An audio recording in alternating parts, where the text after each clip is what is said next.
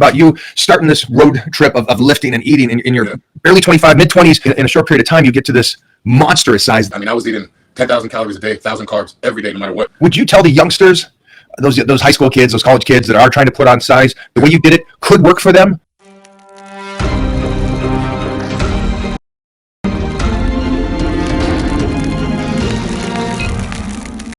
Big Drew. What's going on? Well, first, thanks for taking time today. I know today is Monday and it's a crazy day for you, and you hustle. Yeah, I'm all over the place. But I mean, I saw it for real in those 3, 4, 5 days I was over there. You don't stop, kid. Yeah. Not in front of me, you didn't.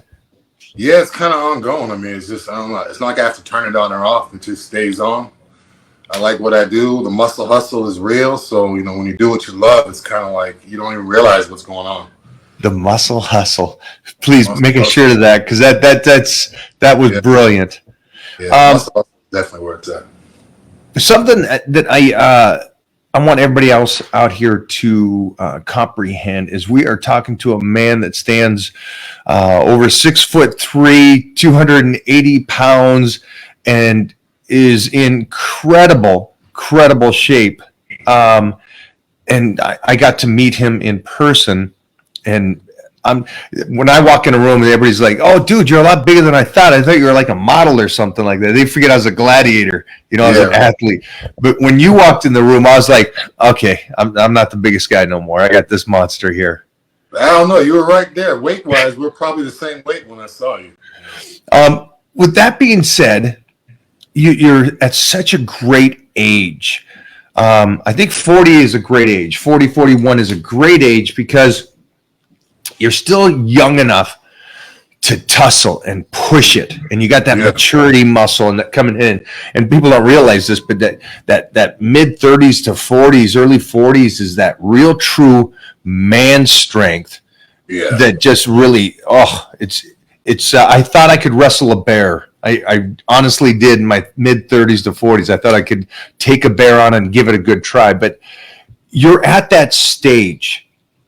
And I'd like to talk to you about the previous Drew, the young cat that was like you're talking about over with Rich and those guys, and eating and putting size on and strength and just going to the extreme. I'd like to go into that and then translate into now the new Drew. Well, I mean, it's like what you said. When I was with Rich and all those guys, it was pretty much balls to the wall, whatever it takes, get as big as you can by any means. And I was actually living that way before I got with them. So it was kind of like my whole thing. Even before I had social media, I would go in the gym, eat McDonald's every day, 300 pounds with abs, just to get people's reactions. So I was in the gym, heavy in the gym, lifting heavy, eating like crazy before I even had social media. Long story short, I met Rich Gaspari actually at a LA Fitness out here, and he saw me. He was like, "You're big. Do you have social media?" I was like, "No." And after that, I opened up social media, and then people kind of knew about me. But I've been pushing the weight, pushing the food since probably 2006 when I first started working out. First started training in like 2006. I always had a bodybuilder physique. I just never actually trained. I didn't realize how strong I was. But transitioning now, I mean, I felt great those years when I was, 305 and full of water and lubricated joints and all that. But my digestion was off. I always had heartburn. I was always chewing on Tums or taking Zantac. All the artificial colorings in food and high sodium and fast food. I was just concerned with calories, as many calories as I could. It didn't matter. My genetics, I don't have to worry about body fat. Once I got with Titan and actually got my blood work done. But before you go there, because we're talking about you starting this road trip of lifting and eating in your barely 25, mid 20s, if that, right? And you're getting in there and you're hitting it. And then suddenly, in a short period of time, you get to this monstrous size that I don't care if anybody's watching this.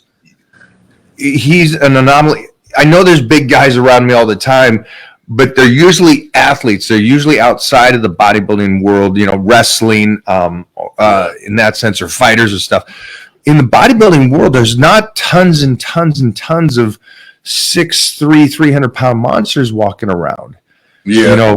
It's like you got there so quick and so big by eating a calorie intake. I guess you would say I guess what they were saying earlier was a dirty bulk type of diet. Yes.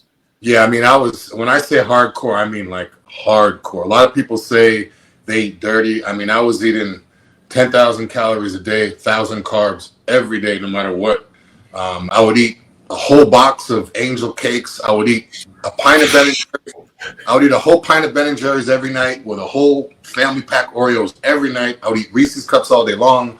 I was at Five Guys. I was at McDonald's, plus eating my regular meals, drinking weight gainer shakes, taking 20 to 30 grams of creatine every day. I did that for years and years. And this still, though, for you and your genetics, it worked for you.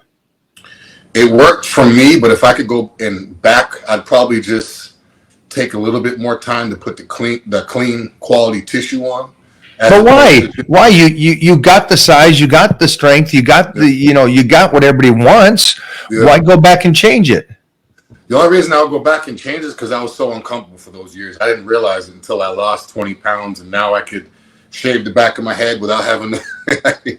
I could wear shoes instead of slides on heavy days and stuff like that. So it's not so much the look, it's the feeling. Like I feel. Oh, that's huge. I feel like I found the right foods I could eat and just digest properly. I really only eat 5 different types of foods, where back then it was any and everything. So I try to eat like a dog. If you have a dog, you get a dog, you figure out what food's good on its stomach. And once it stomachs the right food, you just stick with the same food, eat the same food at the same time every day. See, I love this. You go out of town and you take your dog somewhere else, it doesn't have its food. You go, you do your research, you find a quality food for the dog. But when the dog eats it, its digestion is all out of whack just because it's not used to that. Mm-hmm. So I only really eat 5 things and I stick with that. As soon as I have something else, even though it's healthy on paper, it just doesn't digest properly. So I'm obsessed with feeling good now.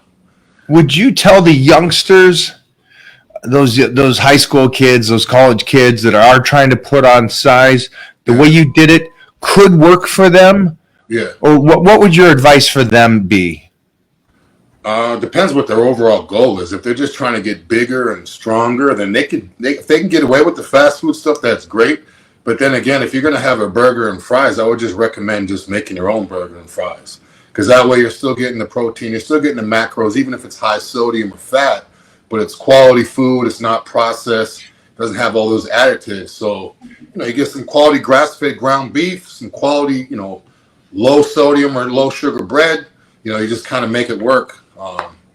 So I would just recommend, if they have the money to do it, buy their own food and make it. If not, you got to do what you got to do. If you're a young kid, you don't have money, sometimes fast food's the best option, because for $10 you can get a whole bunch of calories.